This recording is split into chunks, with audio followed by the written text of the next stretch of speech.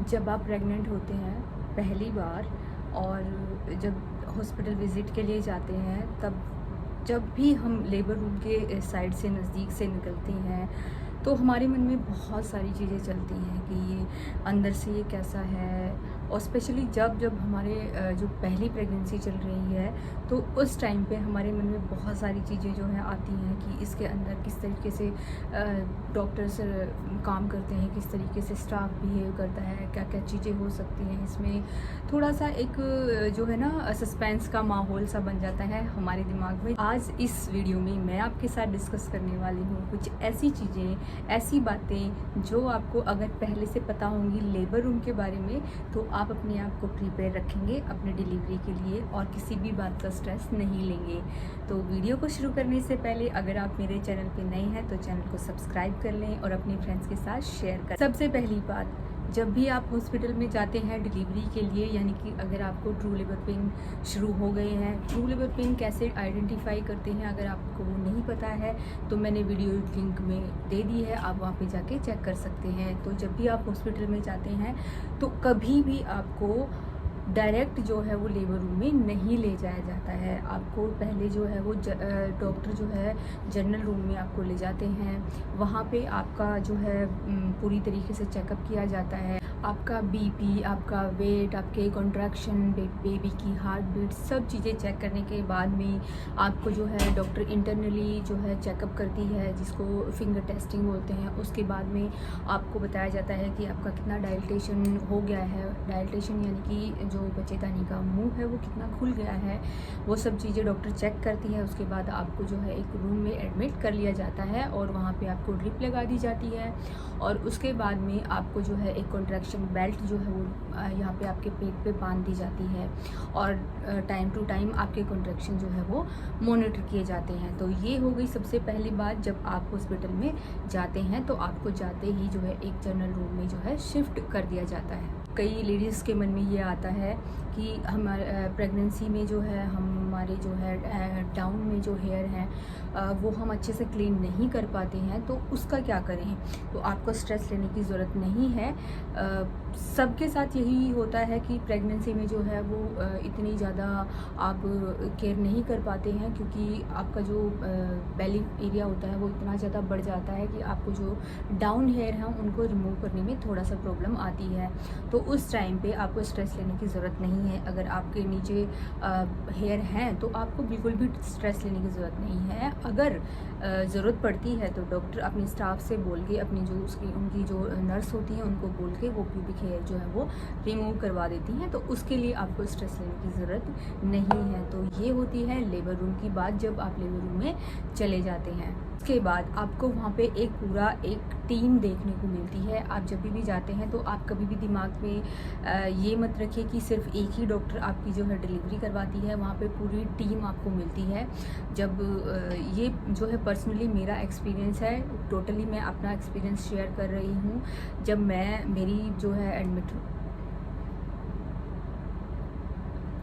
जब भी आप लेबर रूम में जाते हैं तो आपको एक पूरी जो है वो टीम मिलती है डॉक्टर्स की, जिसमें कि गायनोकोलॉजिस्ट होते हैं, उनके स्टाफ होते हैं, उसके बाद में पीडियाट्रिशियन होते हैं, उनके स्टाफ्स होते हैं। उस टाइम पे लेबर रूम में जब आप एडमिट किए जाते हैं तो आपको जो है वहाँ पे पूरा स्टाफ देखने को मिलता है। उसके बाद कई बार दिमाग में ये आता है कि जब प्रेशर ज़्यादा हो जाता है तो कई बार हमें जो है वो पोटी आने की भी प्रॉब्लम, कभी कभी ऐसा लगता है कि शायद हो सकता है मुझे पोटी का प्रेशर आ रहा है। तो उस टाइम पे आपको डॉक्टर जो है पहले पूछते हैं कि क्या आपने अच्छे से स्टूल पास किया है मॉर्निंग में, या जिस भी टाइम आप एडमिट हो रहे हैं उसके अकॉर्डिंग वो पूछते हैं कि आपने स्टूल पास किया है या नहीं किया है। अगर नहीं किया है तो वो आपको अनीमा लगाते हैं और आपका जो पेट है वो साफ़ हो जाता है। तो उसके लिए भी आपको स्ट्रेस लेने की ज़रूरत नहीं है। एक सबसे बड़ी बात, जब भी मतलब हम खासकर इंडियन सोसाइटी में ये चीज़ें हैं कि जब भी लेडी जो है प्रेग्नेंट होती है तो वो जो है कंसिडर करती है कि उसकी जो डिलीवरी प्रोसेस है या उसका जो डॉक्टर है वो एक लेडी ही हो। लेकिन आप ये समझिए कि आपके बेबी को बचाना है, आपके बेबी को सही सलामत हेल्दी जो है इस दुनिया में लेके आना है, तो उसके लिए डॉक्टर होता है, उसमें लेडी या जेंट्स जो है आप उसको इस तरीके से डिस्क्रिमिनेट नहीं कर सकते हैं कि मेरी जो डिलीवरी है या मेरी उसमें सिर्फ लेडी डॉक्टर ही होगी। तो इस चीज़ के लिए अपने आप को मेंटली प्रिपेयर रखिए कि आपके जो लेबर रूम है उसमें जो है मेल डॉक्टर्स भी हो सकते हैं, मेल स्टाफ नर्सेज भी हो सकते हैं और पीडियाट्रिशियन भी मेल हो सकते हैं। क्योंकि जब मेरी डिलीवरी हुई थी उस टाइम पे जो मेरी डॉक्टर थी, हालांकि वो लेडी हैं, उसके बाद उनके साथ एक और उनके साथ डॉक्टर थे, वो भी जो है गायनेकोलॉजिस्ट थे, वो मेल थे। जिन्होंने एपिड्यूरल लगाया था वो भी मेल थे। उसके बाद जो पीडियाट्रिशियन की टीम थी वो उसमें 2 मेल थे। उसके बाद में मैडम थी और उनका स्टाफ था, जो स्टाफ नर्सेज थी वो लेडीज़ थी सारी। तो इस तरीके से आप देख सकते हैं कि लेबर रूम में आपको ये चीज़ें बिल्कुल हवा नहीं बनाना है कि नहीं यहाँ पे मेल क्यों है या यहाँ पे सिर्फ फीमेल होने चाहिए, तो ऐसा कुछ नहीं है। अगर आप कंफर्टेबल होंगे, ये चीज़ें आपको पहले से पता होंगी, तो उस टाइम पे आप ज़्यादा कंफर्टेबल होंगे, किसी भी चीज़ को लेकर घबराएंगे नहीं या पैनिक नहीं करेंगे। आपने बहुत सारी बातें सुन रखी होंगी कि लेबर रूम में जो है डॉक्टर का या उनकी जो नर्सेज होती हैं उनका बिहेवियर जो है वो बहुत ही अजीब होता है। ऐसा कुछ भी नहीं होता है। मेरा पर्सनल एक्सपीरियंस ये है कि मेरी जो डॉक्टर थी वो बहुत ही अच्छी, मतलब अच्छी तरह से उन्होंने मेरी डिलीवरी हैंडल की है। उन्होंने मेरी बहुत अच्छे से डिलीवरी करवाई है। मेरी नॉर्मल डिलीवरी हुई है, तो स्टाफ जो है वो काफ़ी कोऑपरेटिव था वहाँ पे, बहुत ही मतलब मुझे जो है सपोर्ट कर रहा था। साथ ही साथ जो है मैं जिस तरीके से उनको बोल रही थी वो भी वो कर रहे थे। जैसे कि मुझे अगर कॉन्ट्रैक्शन आ रहा था, पेन आ रहा था और वो कुछ कर रहे हैं या ड्रिप लगा रहे हैं या कुछ भी कर रहे हैं, तो मैं अगर उनको बोलती थी कि रुक जाओ 1 मिनट के लिए, प्लीज़ 1 मिनट के लिए रुक जाइए, तो वो वहाँ रुक जाते थे। वो खुद बोलते थे कि ठीक है, आप अच्छे से पेन लीजिए, उसके बाद हम करेंगे। तो जब भी वो ड्रिप वगैरह लगाते थे या कुछ भी करते थे, तो मैं उनको एक बार बोल देती थी कि प्लीज़ 1 मिनट के लिए रुक जाइए। आपने सुन रखा होगा, लेकिन आज के टाइम पे ऐसा कुछ भी नहीं है। आपने पुरानी बहुत सारी लेडीज़ से सुना होगा कि हमारे साथ ये एक्सपीरियंस हुआ, लेडी जो स्टाफ था उन्होंने हमारे साथ एक्सपीरियंस, मतलब हमारे साथ अच्छा बिहेवियर नहीं किया। पर अभी ऐसा कुछ भी नहीं है। स्टाफ बहुत कोऑपरेटिव होता है, आपको मोटिवेट करता रहता है, आपको स्ट्रेस फ्री रखने की कोशिश करता है। तो आप इस चीज़ के लिए टेंशन फ्री हो जाइए कि वहाँ पे आपके साथ जो है, क्योंकि आप अकेले होते हैं लेबर रूम में, तो आपके साथ किस तरीके से बिहेव करेगा।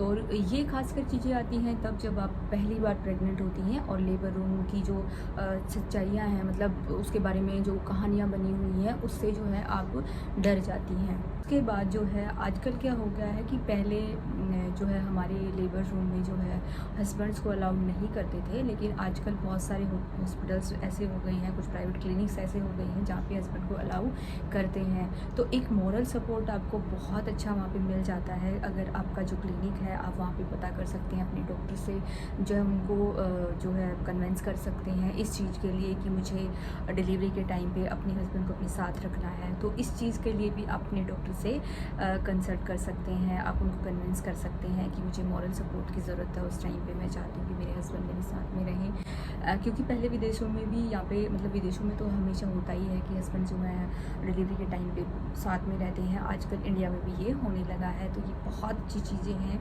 उस टाइम पे एक मॉरल सपोर्ट के साथ साथ में एक बॉन्डिंग हस्बैंड और वाइफ की एक अलग सी बॉन्डिंग बनती है कि वो बहुत अच्छे से सपोर्ट करता है।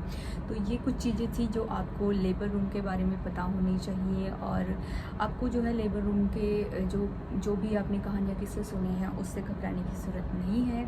ये था मेरा पर्सनल एक्सपीरियंस जब मेरी डिलीवरी हुई थी। आप सजेशन चाहते हैं, एडवाइस चाहते हैं, तो आप कमेंट करके पूछ सकते हैं। मिलते हैं नेक्स्ट वीडियो में, तब तक स्टे हेल्दी, अपनी प्रेगनेंसी को एंजॉय कीजिए और अपनी बेबी का ख्याल रखिए।